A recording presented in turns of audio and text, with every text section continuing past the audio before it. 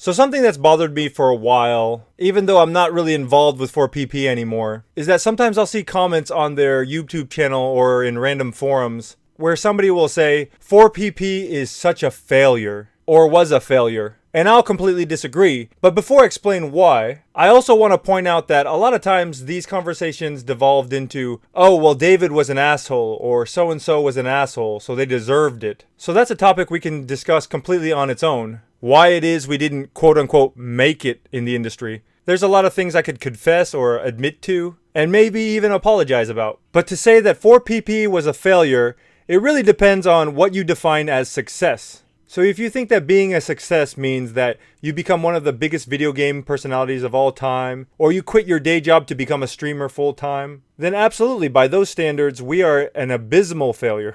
But for me, because I can't speak for anyone else in the group, I don't think that was ever my goal. I think it was a dream, sure. In the back of my mind, I always thought, hey, if I could get paid to do this, wouldn't that be great? But I specifically remember when we started the show, and I don't know if this was ever recorded or broadcasted live, I think I said something to the effect of, oh, if we can get video game companies to send us games for free, so where we don't have to pay for games, and our hobby can support itself, I think I'll consider this a success. And it has been almost 10 years, but I'm pretty sure that's something to the effect of what I said. So I feel like I had that I made it moment. Back in May of 2010, we had gotten a package in from Microsoft. Their new summer title, Alan Wake, was about to be released, and they sent us a disc-only copy of the game. The instructions were that we could play the entire game and give our overall impressions, but could only talk about storyline spoilers for the first 2 chapters. I remember getting really excited even though it wasn't really my type of game. I remember Nick took it home the first night as he was the most excited of the title, but the next day he came in and dropped it off at my apartment before he went to work, so that Brad, Travis, and I could play it before the show. It's one of my fondest memories from that time period. It was one of those times we were all truly working together, and it was all very new and exciting for us to feel like we were making progress and even getting recognized by someone like Microsoft. So it upset me when I saw people saying that 4PP was a failure or it wasn't a success. I think it's kind of a narrow way of looking at it. That because we didn't become like the biggest thing in video games, suddenly it was all for nothing. I can tell you the biggest things I learned from my experiences there. There are tons.